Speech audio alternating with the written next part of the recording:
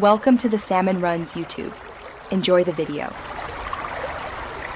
In this video, I will explain how to add links in Webflow. Adding links is fundamental for website navigation, allowing users to move between pages or external resources. You can turn almost any element into a clickable link, whether it's a piece of text, an image, or a button.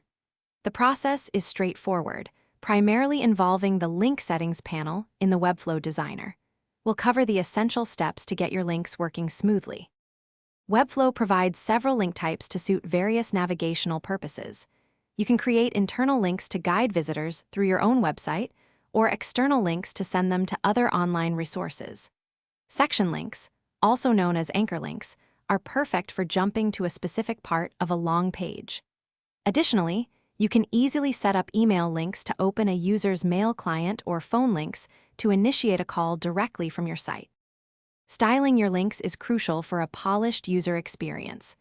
Webflow allows you to style all links globally, ensuring a consistent look across your entire site. For more specific designs, you can apply custom classes to individual links.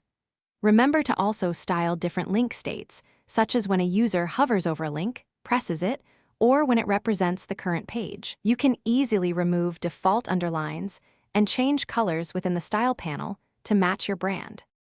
Adhering to best practices ensures your links are effective and user-friendly.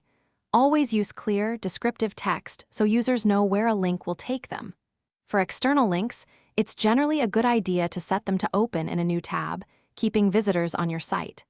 Crucially, regularly check for any broken links to maintain site integrity and a positive user experience.